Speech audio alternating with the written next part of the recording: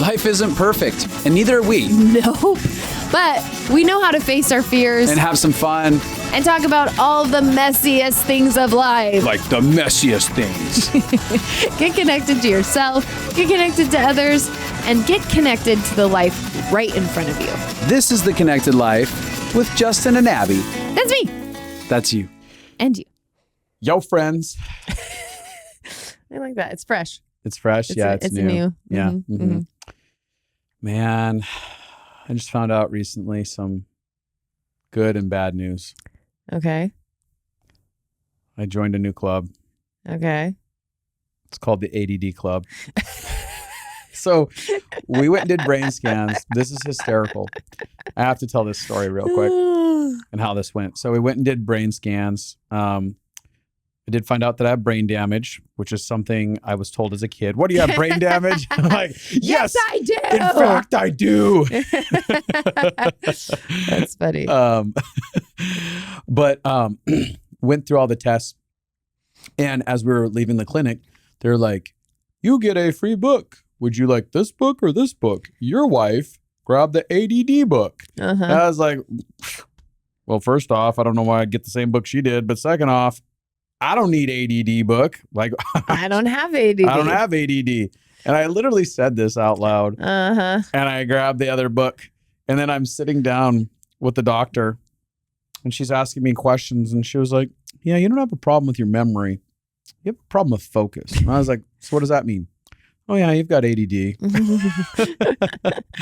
And I was thinking, like, is this like something you universally diagnose everyone with? But then I started looking at my life and I'm like, I do have ADD. It all makes sense. You know, there's nothing better in a relationship than having someone find out something about themselves where like the denial bubble gets ripped off or popped. Because I'm like, yeah, there's a lot of times that I see behavior. Like now I'll be able to feel validated when I'm like, oh, hey, did you see that this thing just happened? Like, because you either have like a memory that's like a steel trap. Ironclad. Yeah. Or like it's in and out and it's gone and you didn't even know it happened. Yeah.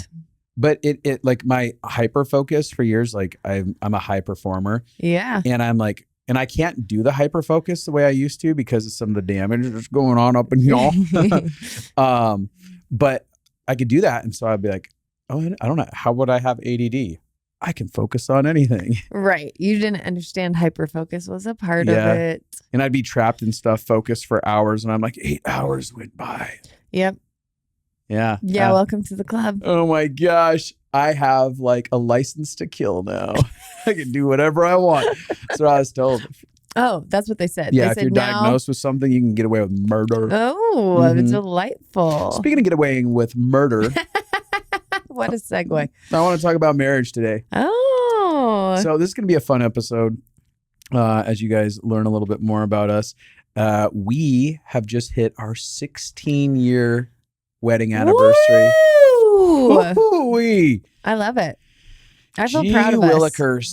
I feel really freaking proud of us. Yes, we've survived each other. Yeah, we have. That sounded horrible. We've learned how to thrive. No, we've learned a lot in marriage. And, you know, we just had a conversation with Danny Silk the other day, and he was talking about marriage is the university where we learn how to become like God. Yeah, he went to Sherry University. He went to Sherry University. You went to Abbey University. Oh, did I? I went to Justin University. Most of my schooling, I passed with 4.0. Not sure that Abbey University was the same case. Like, they're not a 4.0. Your hyper-focus couldn't make you succeed in marriage. D-. But I passed. Yeah, and it's one of my favorite quotes is, our relationships are our spiritual practice. Yeah. Like our relationships are church. It is how we become, like doing relationship with people, having to learn how to adjust, having to learn how to sacrifice, how to love, how to have your own needs, how to communicate, how to be present with each other. That takes a lot to learn. But that is often how we take these big concepts like love your neighbor as yourself. The way we outwork that is through friendships, marriage, close connection where you actually have to learn how to do that. And it's a powerful thing if we start to view relationships as these are meant to help me become who I'm made to be. They're meant to sharpen me. They're meant to challenge me. I'm meant to have to grow. And I remember our first year when we got married, I remember thinking, we will only work in this marriage if we become our healthiest selves. Our dysfunctional selves in this relationship clash, and they are trying to kill each other. And so we have to transform. We have to grow. And I think all relationships are that. Relationships force us to grow, or they invite us to grow. Relationships invite us to grow. And if we choose to, we can allow the challenge and the transformation to create something beautiful in our lives, or we can allow it to aid in us becoming bitter, victims, resentful, hurt shells of who we are. Yeah, I think one of the things that people aren't aware of is what they're signing up for. And I think they also perceive relationships, from marriage to friendships, as something that is only adding to the fulfillment of life. Yes. Like, this is supposed to make me happy. I'm supposed to feel good all the time. It's like chocolate dessert. Yum, yum, yum, yum, yum. But eventually you get type whatever diabetes from trying to eat life like that. Only chocolate syrup will kill your body. And I think that it is very easy for us to engage in relationships with such a wrong mindset that of course we feel devastated. We feel disappointed going into it because we're like, I don't understand. This was supposed to be the thing that made me happy. Yes. Instead of a thing that was an invitation for me to develop happiness and power and strength within myself. And resilience. Mm-hmm. Yeah. I think, we've talked about this before, that the fantasy of fulfillment, relationships have this idea that if we get into the right relationship, we'll feel seen, we'll feel heard, we'll feel known, we'll feel safe. Someone will finally understand us. Someone will finally treat us like we're worthy of love. And then we'll start to believe we're worthy of love. And that is how we will blossom. That's how we will become. We just need to find the right person. Yeah. And I think obviously we both are very choosy about who we have be our closest people. Sure. Like, it's important to have core values that you deliberateness, being intentional with. Yeah. Mm-hmm. But then accepting this fact that I think most people haven't accepted is relationships take work. Yeah. Even the best ones take work. Mm-hmm. It's work when you're busy and your friend's sick and you run over to bring them soup. Or it's work when your friend has an emergency and you are in the middle of so much in your own world and you need to stop everything and talk to them. That's work. And I think that is also life. Mm-hmm. Like, we're trying to create, a lot of us want to create a lifestyle of comfort and convenience. Yeah. And we think that comfort and convenience is life. But that's actually, to me, death. Mm-hmm. That's where things become boring. We become uninspired. Passivity settles into our lives. It's not an experience anymore. It is, we're fighting at all costs to insulate ourselves from living. And so to me, it is these bonded relationships that actually spark us into life, where we are required to find out that the true essence of who we are, as we are challenged to find our resilience, as we're challenged to develop grit, as we are challenged to change the way that we think and the way that we choose to operate. Like, when I look at our relationship, I go, if this was comfortable and convenient the entire time, I would never be the man that I am today. Aww. It's actually how difficult you are as a human being.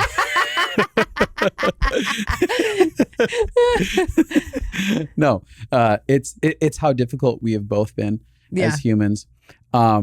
It's the smashing into each other, the idea of iron sharpens iron, that actually caused me to live. Like, because I had to face things inside of myself that felt so inadequate, small, and uninspired.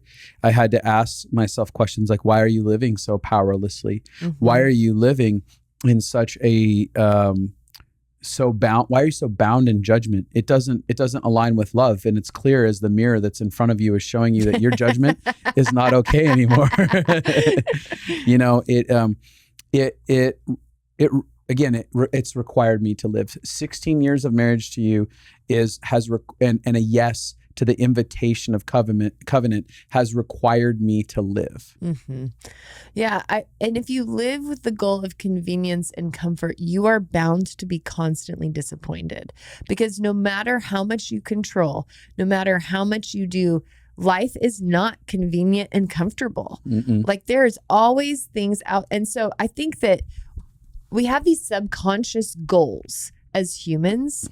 I wish somebody could point it out to us at a young age. Like, hey, you're aiming your whole life to just feel good. That aim will keep you feeling disappointed, frustrated, out of control, as a victim your whole life. If you aim to grow and become, like, why are we on the earth? I think that's an important question. Are we here to, and a lot of people think we're here to have a good experience. And I wish that sounds nice. I would choose that. But I think we're here to become more like love. I think we're here to learn the lessons of relationship, to learn the lessons of humility, to learn the lessons of humanity. We get to learn how to have compassion and not judgment. We get to learn how to have humility, and we get to learn how to be love and be loved. To me, that is the whole point of why we are humans, is to learn the lessons of love. But the lessons of love are painful sometimes. Sometimes they're beautiful and safe and redemptive, and sometimes they're hard, because for me to love you well means I have to get honest about who I am and how I'm treating you. It means I have to be self-aware about all of the ways I affect you. It means I have to own that I have emotions that get dysregulated, and that you feel that whether I'm doing something or not. And I have to own my own selfish need to self-protect and take care of myself and my own survival instincts. If I'm going to learn the lessons of love, I have to face myself in order to love you well. And that's scary. Yeah, I was going to actually piggyback off of the face-to-face with ourselves. And that's something that we've had a conversation about, of like the idea that like at some point we're required to come face-to-face with ourselves. And whether that's in an eternal space of being, I believe, or it's here. But the invitation to come face-to-face with ourselves happens through the relationships that we're willing to be committed to. If we'll let them be mirrors. Yes, if we'll allow them to be mirrors, rather than being dominant bulldogs who just want to shut people down. But when we actually want to operate. Or appease people. Yeah. And that's also, it's weird because I think appeasement is also a domination. It's a peaceful domination. It's like, I'm going to dominate your ability to communicate by trying to appease you. By making you happy. I'm going to control you through me trying to make you happy. I don't think it's dominating. I just think it's maybe control. Like I'm trying to make this, I'm peacemaking. Sure. Yeah. Sure. But either way, we want, I forgot what I'm saying. I'm sorry. As you... I interrupted your ADD brain doesn't know what it was saying. But coming face to face with ourselves, like if we'll allow that, right, instead of trying to control it out of our relationships, like that's what they're made for. They were ultimately made for the revealing of the reality of how we're participating in life. And then it's this opportunity to apprehend the knowledge of love in a new dynamic, but it's only in the willingness to, in that face-to-face facing ourselves, is facing the shame that so binds us. Like you were just discussing like kind of all the ways that maybe you operate or stuff like that, having to look at certain things like that. Like, oh, I'm actually getting liberation. Like when I have to face myself and face my shame, it's actually this invitation to step out of the hell that I'm living in. Again, that's where we actually begin to live and thrive, is when we face that, we break that, and we step out of it. Yeah. I think, so I kind of want to have this conversation as We're 16 years in. What do we wish we would have known back then?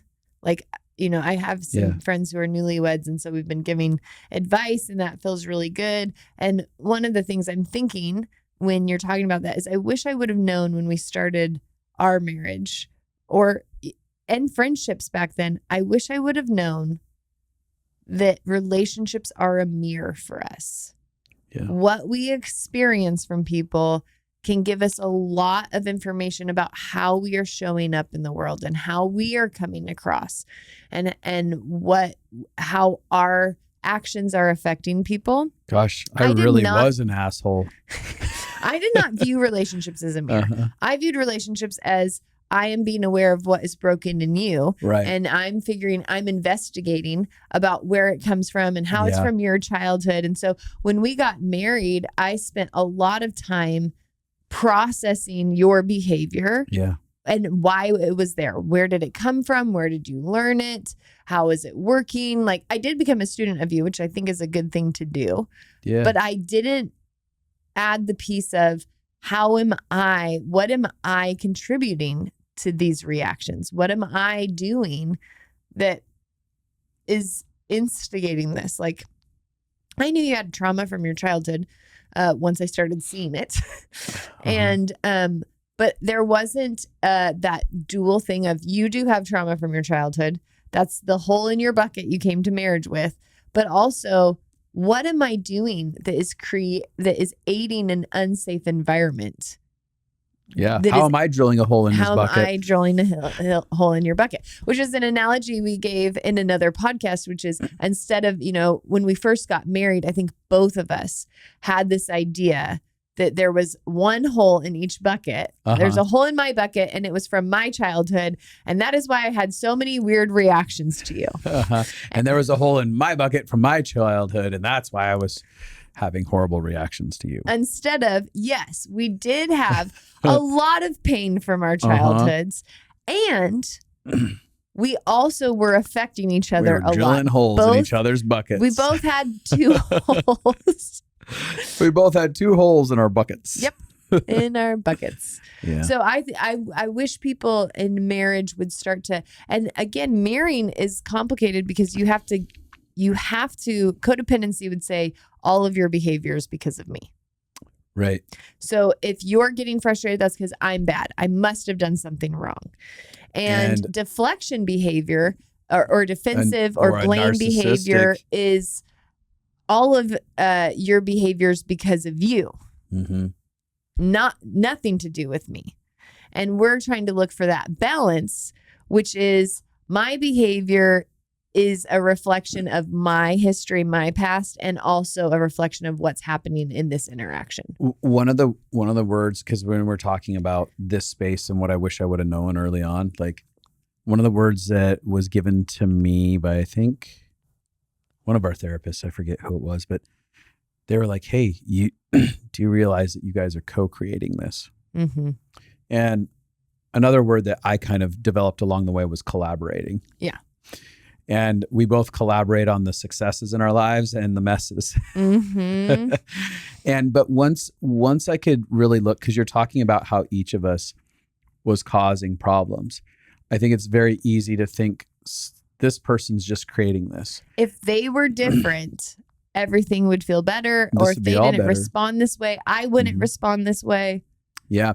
So once I could acknowledge the co-creation, it took it out of black and white thinking. Mm-hmm. It brought it into the space of balance and nuance. And it empowered me in the relationship, because then it was like, well, what can I do about me? Mm-hmm. And in saying that we're co-creating, I didn't have to internalize this is all my fault. Mm-hmm. I could be like, no, she does add a bunch to this that she's in denial about in some areas. And I've been in denial about some of this in areas. But what is my part? I'm going to be powerful in that way. And that's what's going to get me out of the hole that we feel like we're in. Yeah. Because I think, I blamed you for so many things. And there were things you were doing wrong. Like it's not even that my blame was wrong, because like you were raging, or shutting down. Those were the 2 behaviors. And both of those are actually really hard to have a secure attachment to. And so there rightfully there was pain, and rightfully I should have had reactions to those. Like those are things that cause disconnection, that cause frustration. Like every relationship has that. There are the things that they are doing that really do affect, and it's true that they affect you.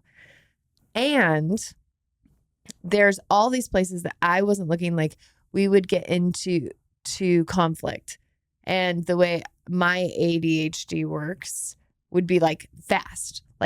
We're talking fast. We're going through it fast, and you would need it slower. And I never even thought, oh, I should be slower for him. You know what I mean? Like, and I never could recognize, oh, you're going into shutdown and then you're exploding because the pace of this is too fast. Like I wasn't thinking, what am I contributing? Right. Like because I could blame your childhood. Right. Because my experience, right, was you came with intensity and aggression at me, like like a woodpecker. Yes, 1,000%. And my system finally would break. And we both we had that experience where we collaborated and co-created what turned into disasters. Yeah. And I think that this probably leads into another. So like being aware that we're a mirror, and how can I find out? Like, I remember you telling me like, you're looking at me with hate eyes, or like you come across really harsh, or you're coming across really condescending. And it's so easy for us to not want to listen to how people are saying we're coming experiencing across. Us. And I think we get defensive because I might feel differently on the inside. This happened a lot for both sides of us. Did. Like I felt like you were intense, and you're like, on the inside, I'm not being intense. But on the outside, it was coming across intense. And for me, you'd be like, you're coming across so condescending. I'm like, on the inside, I'm not condescending. I'm confused on the inside. But that idea of even being open to, I might be coming across different than I feel on the inside. And my partner or my friendships around me, like if my friendships, I've had lots of friendships challenge me that sometimes I'm the most compassionate person ever. And other times they feel like I've got a little bit of a wall up that I've done. Like friendships have challenged me in the past. I had to look at that. The mirroring of somebody saying, this is what it feels like sometimes around you. When we have shame, we don't want to look at ourselves. No. We don't want to say, I could be doing something wrong. I could be doing something that hurts you. It's almost like we imagine we could be doing it perfect. We could be doing relationship perfect. That's crazy. No, it's impossible. All of us are going to be making mistakes, and we're going to be messy, and we're going to be self-protective, and we're going to come off differently than we want. And as soon as we accept that, we'll stop resisting ourselves. Yeah. We can actually embrace ourselves and embrace, like, this is part of being humanity, is having things that bump wrong against people. And so my friends bumping wrong against me helped me recognize, and I started looking, why do I sometimes not have compassion? Why do they sometimes feel a wall when I'm so compassionate so many of the other times? Like literally the brain doctor told me, she's like, look at this spot in your brain. You have too much empathy for people. Like this is over enlarged. You have so much empathy and compassion for people that it could make you clinically depressed or make you want to become antisocial. So I have that in my brain. That's a true part of my personality. So when my friends are saying, we're not experiencing this from you, I can either be like, well, I know that's not true because I'm so compassionate here, here, here, here, and here. Or I can flip to the opposite, which is that codependent sense of self. Oh, I must be totally wrong about who I am. I'm never compassionate. And our goal is to hold a sense of self and a sense of openness to feedback, both at the same time. Well, let me say this, because part of when you're talking about the openness to feedback, it's a desire to understand someone else's experience. I think it's such a good way to sum it up as you're talking. I'm thinking about that. And if I could have early on said like, hey, Justin, focus on the desire to understand the experience that Abby is having of you. Yes. For me, I felt like if I understood your experience, then I'd get lost in being controlled, and that I have to just lose all my sense of who I am and be absorbed by just doing whatever you want. But that doesn't come with a boundaryless experience on my end. Right. If I understand your experience, it just is part of that empathetic conversation of like, okay, I don't know how I'm coming across. I want to understand your experience, and how can I participate in a way that fosters safety inside of this relationship. Which leads me to another point. Well, before you do that, I want to just finish my story. Oh, I'm sorry. Yeah. Yeah. Your ADD has cut off my ADD, and now we understand our podcast for years. So in my relationship with my friends, there's this part of me that's really compassionate, and that is true. And there's this part of me that sometimes would have my walls up. And so I started to look at, can I hold that both could be true at the same time? Right. That I could be very compassionate, but also sometimes come across different than I think. And so because of their feedback, because I allowed them to be a mirror to me, I allowed them to show me more about myself than what I could see on my own, I started digging in and I recognized, oh, there's this certain trigger. My mom would be so emotionally fragile. Yeah. And she would get hysterical emotional. And if my friends talk to me in a certain way that triggers that experience from my mom, I have a wall go up. Yeah. To protect myself, because it felt so unsafe when my mom would get so emotional. And it wasn't even that she was angry. It was just like, she was so fragile. She's sobbing uncontrollably for an hour. And I'm like, whoa, this is so much. And it was impossible to help her pull out of that. And so I started recognizing, oh, I can feel inside my own body, there is a self-protector that goes up sometimes. And it doesn't go up most of the time, because most of the time people don't hit that button. But if it feels hysterical enough, it will hit that button, and then my walls go up. So now I've been able to recognize when that wall goes up, I can recognize feeling it. And now I can just talk my way down. Like I can say like, oh, I'm noticing that I'm, I've talked to my close friends about this place. I want to have compassion on you. I want you to feel safe to come talk to me. This is where my trigger comes in. And if you notice that I'm doing it, or I notice that I'm doing it, as soon as I'm aware, I can bring it back down and get back to empathy for you. But that's what I'm talking about when I'm sharing about allowing relationships to mirror us, is if we will allow people to show us and tell us about who we are to them, what their experience is of us. And we hold that while also holding our own sense of self. And this is where relationships get so freaking tricky. And that's why you were scared to look at my experience, because you're like, then I'll have to give up me to love you. Right. I'll have to give up me to become what you want. And our goal is, how can we hold the truth about who we are and the truth that someone else is showing us that may be intention? How can we hold them both at the same time? Yeah. And one of the words on that note that I was going to go to is like a relationship with humility. Mm-hmm. And humility is something that I think is progressively been being developed inside of me. In both of us. Yeah. And humility comes at the price of accepting reality, right? Humility, to me, part of it is like being willing to allow denial to be ripped off, the denial that protects us, right? And like, if I were to talk to Justin, I'd be like, hey, buddy, like, there's a lot of denial that you have about the reality of both your feelings, her feelings, and it's all there to protect you. And it's going to cost you letting go of your denial in order to engage humility. Like humility is being like, I'm even open to be hurt by the things that I'm trying to protect myself through denial and stuff like that. And I think that that's foundational in any relationship. In order for me to see myself, and humility is actually part of the identity component.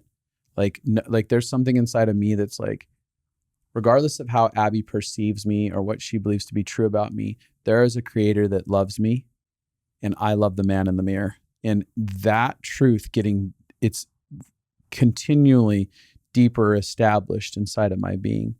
And it impacts my ability to be humble, because humility is really saying, like, I don't have a lot to prove here. I don't have to fight to prove that I'm lovable, worthy of not being rejected.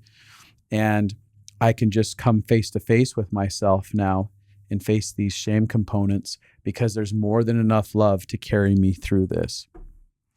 Yeah. I think about how you weren't humble in the beginning of marriage. Let's talk about what that practically looked like for both of us. Because for me, what it looked like is having a lot of judgment. Judging, like I judged myself by my intentions, and I judged you by your behavior. And so judgment to me is the opposite of humility, which is I'm saying you're good or bad. I'm saying you're right or wrong. I'm deciding how healthy or unhealthy you are. And obviously we need to be able to have critical thinking about what's happening in a relationship. Right. Being able to see stuff that is truly destructive, like this is messy and this is impacting me. And yeah. But learning how to do that without judgment. I know for us, if we could go back, one of the things we'd probably insert is giving each other the benefit of doubt a little bit more. When you're doing something, and we teach, this is our whole school. We have a year-long School of the Life Consulting Masterclass. And so much of it is based on this core principle that everybody makes sense. We just have to find out how they make sense. Yep. So like your behavior, I thought you were doing things that were crazy or stupid or narcissistic or whatever the things were. I didn't think you were narcissistic, so that's not one. But I judged you because I couldn't figure out, it didn't make sense to me. Your behavior didn't make sense to me. And so I think a lot of times our new perspective that we've lived for the last however many years is every single person makes sense. It's my job to figure out how my close relationships, how their behavior is making sense.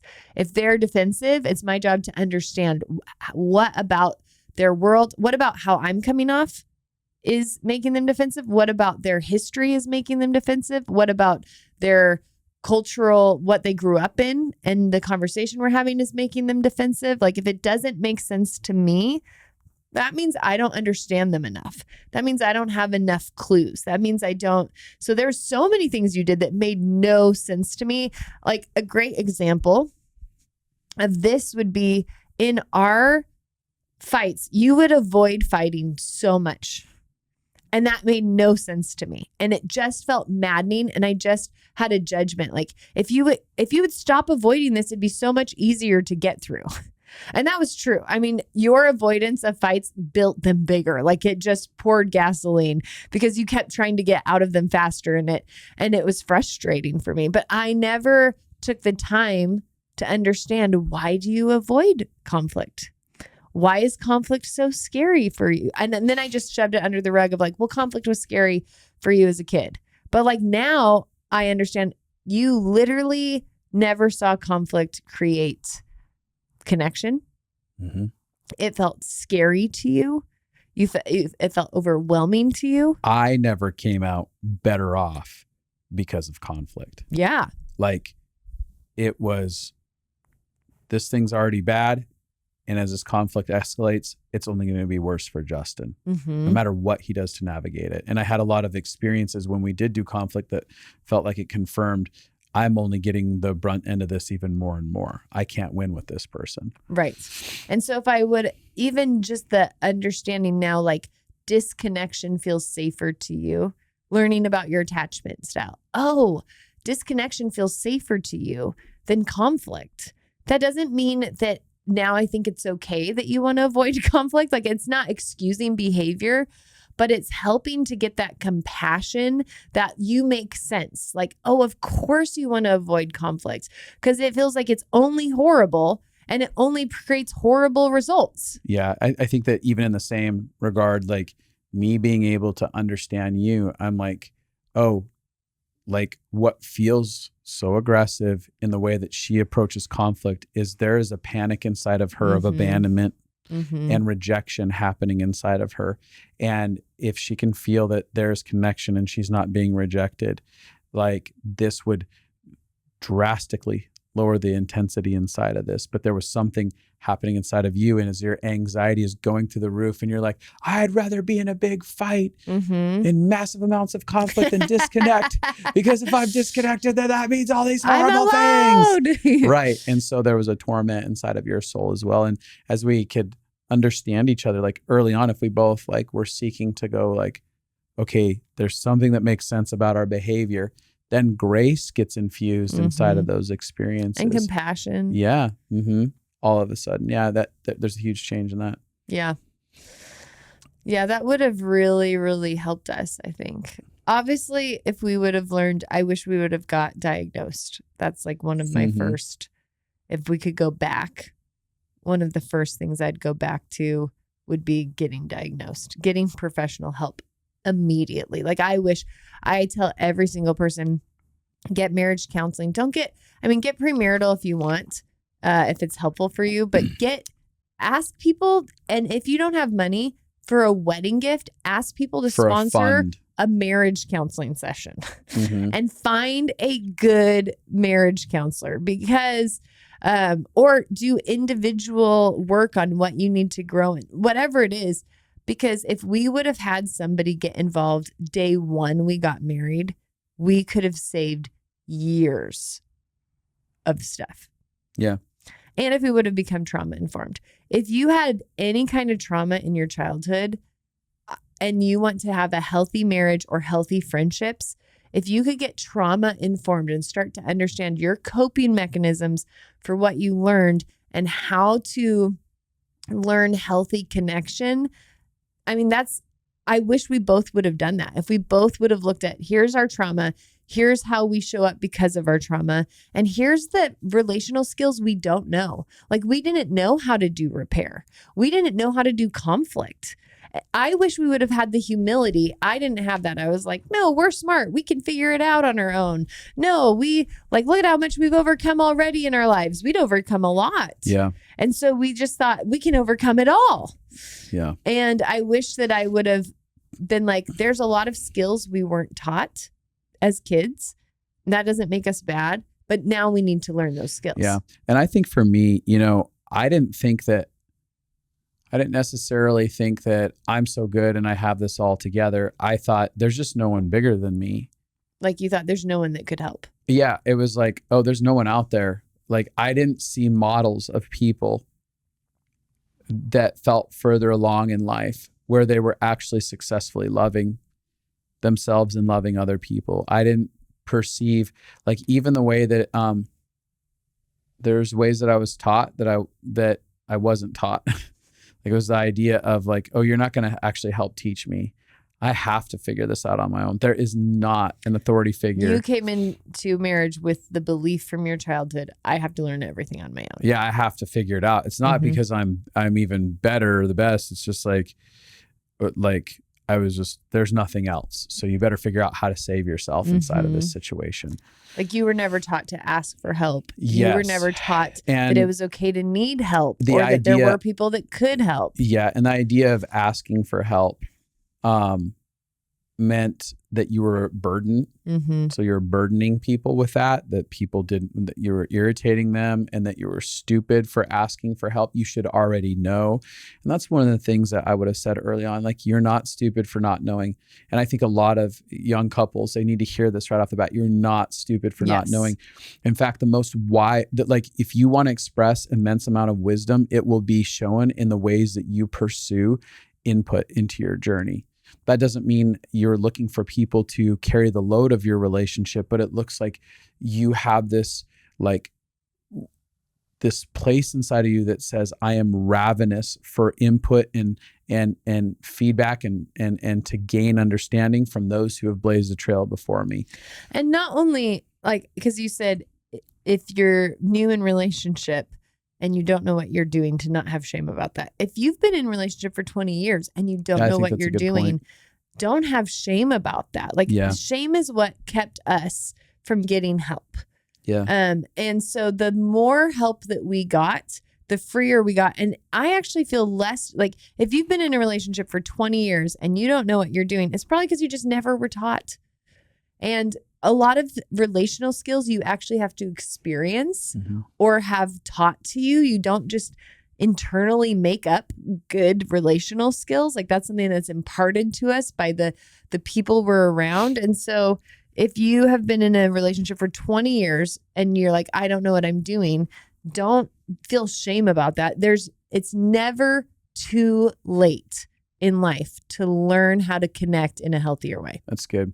I have something that I think I would have changed right off the bat for myself.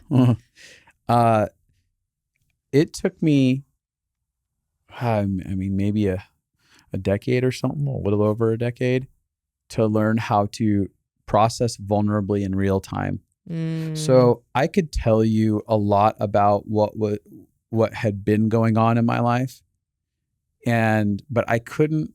It wasn't okay for me to necessarily sit down in a relationship and say, right now in this moment, I am feeling scared, out of control, powerless, hopeless, helpless, depressed, whatever it was, in the real time moment as the experience was happening. And it was very detrimental to me getting the fullness of love. Like when we are in those spaces of leaning on covenant relationships, whether it's with your spouse or your best friends, like when I'm in the moment, instead of retrospectively talking about it, I'm feeling an impact of someone choosing to give me time, energy, attention. As I open up in those ways, I feel the impact of their love and their care as they invest in me. And not only that, but I actually move through, like if I can get the attunement of someone's kindness and their love and their empathy and their compassion, I actually move through the emotion scientifically way faster than if I sit inside of myself and stew trying to solve this solution or solve this problem over the course of 2 weeks of brewing on something or having a pain affect me. I'm actually prolonging the misery that I'm inside of. Whereas had I early on engaged in that type of vulnerability, I would have had much faster repairs, not just in the moment, but I would have also started healing and reparenting so much faster the little kid inside of me who needed to experience comfort, care, and connection in the midst of painful moments. And so I feel like I would have both expedited my healing process. I would have changed the way that I showed up inside of this relationship so much quicker with you.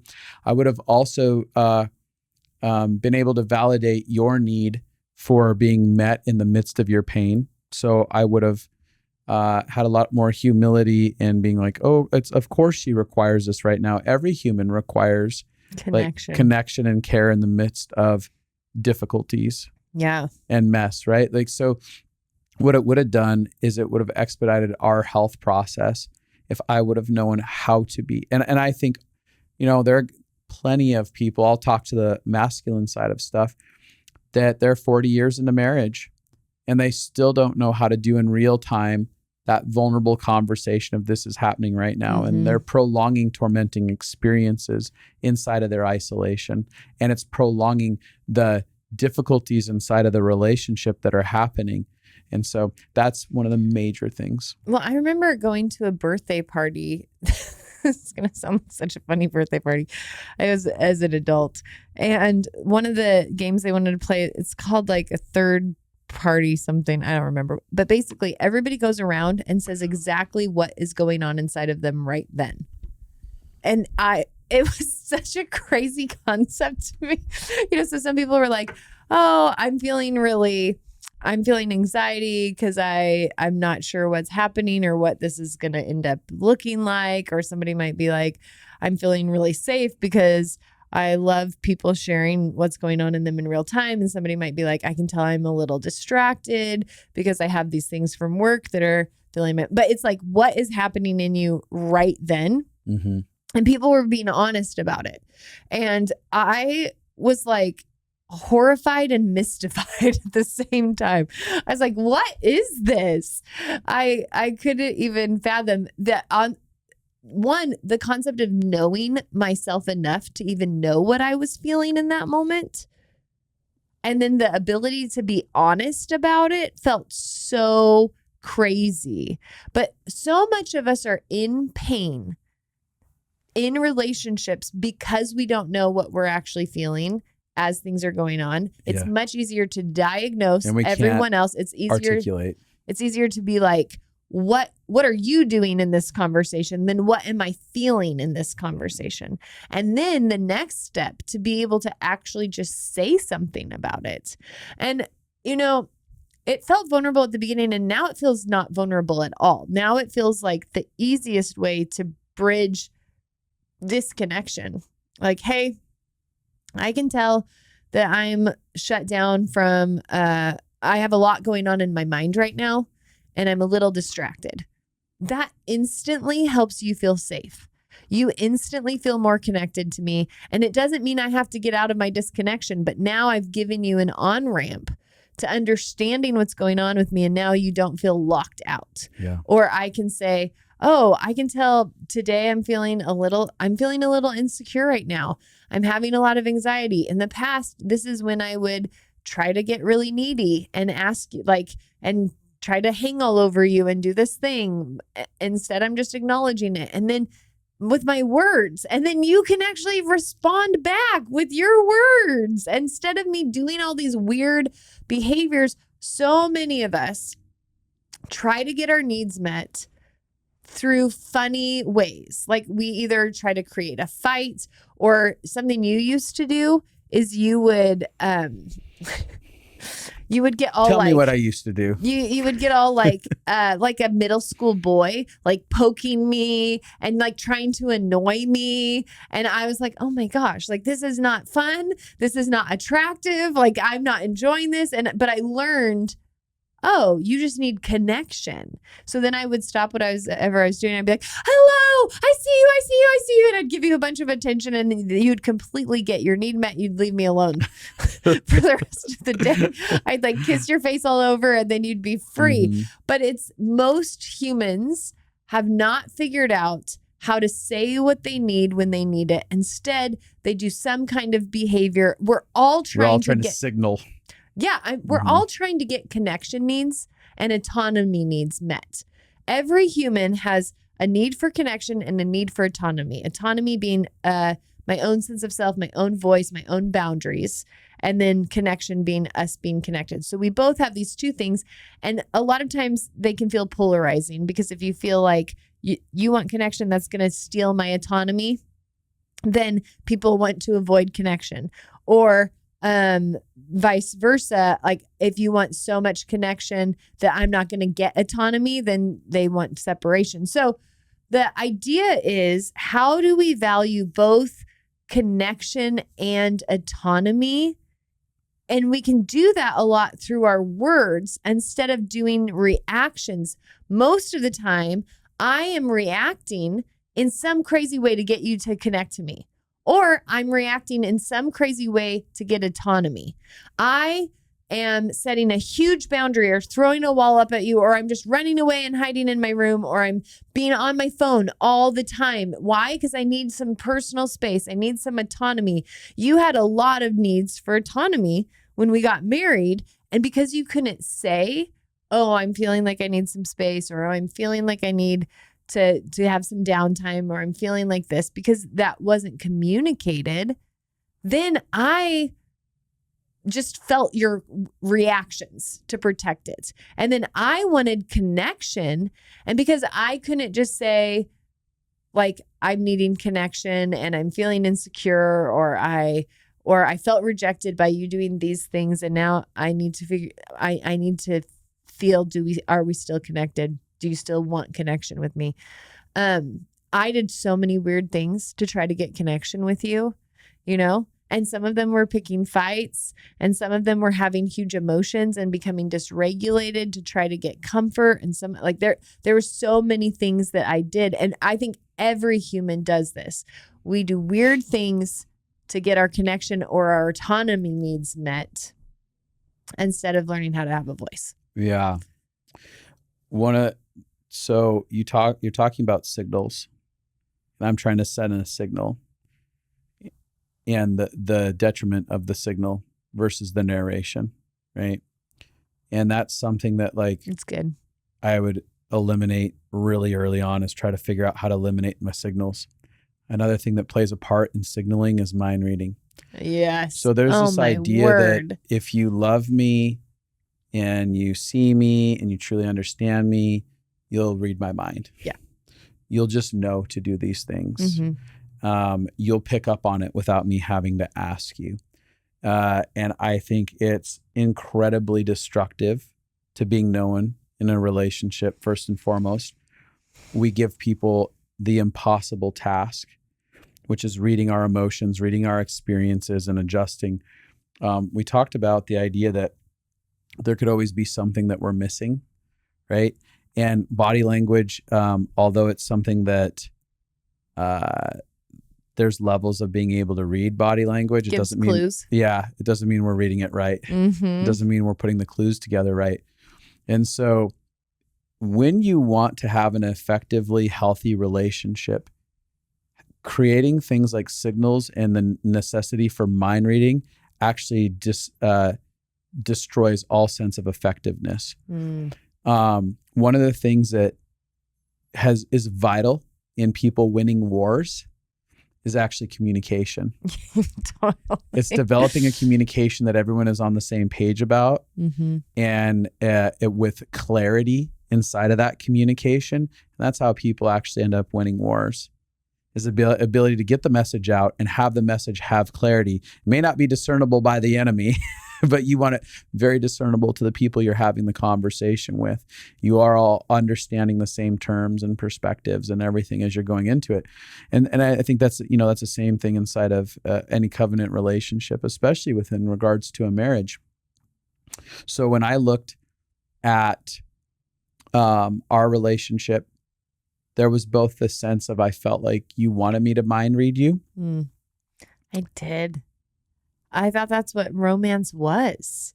The movies were like, they should just know. They should just know what you need. And I actually thought that was like a healthy, secure attachment, was you just knew what I needed before I needed it. Yep. And what it did is it heightened the anxiety that was inside of my world. And when it created the impossible task for me, it perpetuated defeat. Because at some point I'm like, well, F it. It doesn't matter. Like, I cannot win this game because I can't get inside of her head. And I must be a bad husband because she's very angry that I'm not able to figure it out. And then I had my own history that I brought to the table with, which empowered the idea that I'm supposed to be a mind reader. So I was already coming to the table being like, yeah, that's what you're supposed to do. You're supposed to be able to mind read people. And I mean, your mom literally said that was what love was. Yeah. So what it did is it shut down the opportunity for actual relationship. Relationship is found in those moments of actually seeking clarity, seeking to understand. So it's when you are willing to be vulnerable enough to share what you need, and I'm being vulnerable enough to actually ask, like, I don't understand this. Tell me more about your world, where we engage that mutual vulnerability in those conversations, that we go, oh, I felt connection there. I felt bonded there. I found something out about you. I risked inside of this. I got courageous. I learned that I'm powerful to even ask these questions. So that establishes a deep level of connection. And that early on, I would have said, this is what you guys need to eliminate immediately. Eliminate the signals, eliminate the mind reading, get connected through that. There's one other thing as we're getting close to wrapping this up. Wait, can I say something? Yeah. This is one thing I wish everyone understood about relationship, is that they did this study where they looked into how much do you think you can read your partner by, like, understanding their body language, their tone, how they're communicating, versus how often were you accurate about what was going on with them. And across the board, people think they are great at reading their partners. They think they are great at understanding and knowing what other people are thinking or feeling. I know they're frustrated. I know they're triggered. I know that they wish that this had happened. And it is, and then they say that the number of what you think you're right about grows the closer you are. So the longer you've been married, the more you think you can read them. I know this person. Yes. But they say your inaccuracy actually is the same level the whole time. It doesn't matter how long you've known someone or not. The amount that you are wrong is like 60% of the time you're wrong, Wow. I think is what the number was. And so the idea is we think we know more than we do from verbal cues, from body language. Like humans assume, I know what you're thinking. I know what you're feeling. I know what you just thought. When I said this, I know you just thought what I said was stupid. All of those things, we assume that we know what other people are thinking or feeling. And that creates so many miscommunications, misperceptions, huge gaps between people. And when you're talking about mind reading, it is a horrible game of roulette to play, to believe that you could know what the other person is feeling all the time. And so I use the clues that I pick up on to ask. To investigate. I've noticed that you're a little bit more quiet than normal. Is there something going on? Now I'm actually taking what I'm seeing and saying, I've noticed you, but what does that mean to you? And that would have changed our lives. Yeah. Well, and I really did think I was good at reading you. And I think you thought you were good at reading me. Yeah, we were miserable at reading each other. Yeah. Your assumption, as a side note, assumption is this self-protective mechanism that causes us to not have to be vulnerable, right? Because I can just make an assumption about you and I don't have to risk asking what's really going on and hearing the real story of what's behind that. That's really the good. Story that might leave an impact negatively on me because I have to look at myself, or the story of what's happening inside of you that it may require compassion, understanding. It may require further involvement, time and energy and attention. So I can go hide behind assumption, and that's where I can protect myself from experiencing all of that. I just wanted to add that. I think the last thing, because we got to wrap this up, but I know that I really wanted to inject one of the gifts that I got. I've been learning it. I couldn't learn it any faster. But the staple gift that I got was to learn how to be present and stop future tripping, that Paul Young consistently challenged me to over and over again. That is the one piece of advice that I'm like, look, if you can't gather any of this other stuff, start with this. Stop future tripping. Live in the grace for today. What is the grace for today? What is the grace? And that was a whole journey of learning how to be like, all right, I don't have answers for all of this out here. I don't know what my future is going to hold, but I'm living in a whole lot of fear over here in this. But if I can get right here with this moment, I can get connected to my own heart and get connected to God in this. I can find ways to get connected to Abby and the people around me. And these are where revelatory solutions started finding me, was when I slowed everything down and I got present with what I had the capacity to do in that moment. And I started learning about my capacities in those moments. Like, I don't have more capacity than this. And I'm going to settle into my ability that I have right here. Yeah. That changed the game for me. Love And that. it's something I still work on. Mm-hmm. It'll be a lifelong lesson in my life. I'll wrap up with this. Relationships are scary, and they cost you a lot to learn who you are and to learn how to interact with other people, to learn how to communicate through miscommunications. It's hard work to create healthy connection, but it is the most rewarding work. It's one of the most rewarding things we get to do on the planet, is to learn how to connect. Connection is fuel. People are made for connection. Connection is so tied to our sense of survival as humans.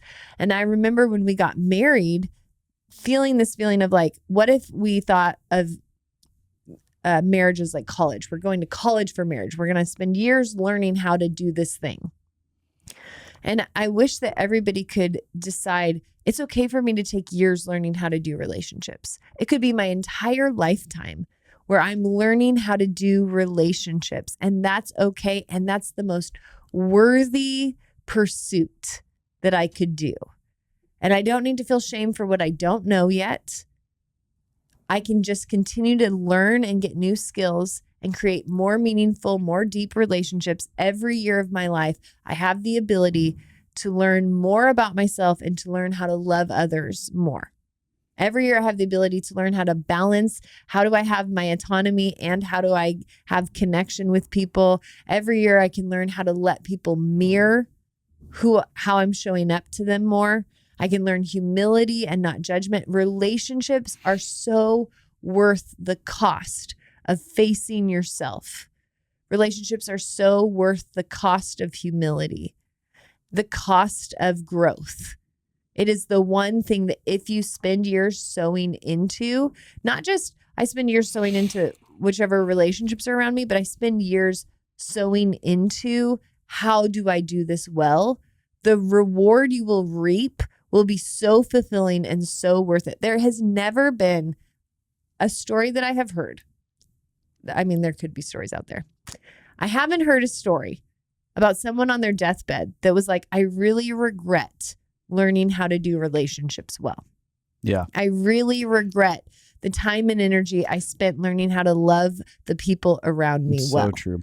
And that's a powerful way to end this because I'm cutting this off because I have an appointment I have to get to and I am in panic inside because I'm telling you, I gotta go. All right, Glenn, Hey, look, we like you guys. We're glad you're here with us. We love it. Look, rate, review, subscribe, share, subscribe on YouTube. YouTube. JustinAbby.com. That's abi.com/theconnectedlife will take you to our YouTube page. Your muscles look so big when you're doing these things. Like, wow. I got these. You really do These are look guns. good Look at today. that. Yeah, okay. looks like we're having you can only sex later. see that if you see it on YouTube. Uh-huh. Yep. Check out my muscles on YouTube. Bye.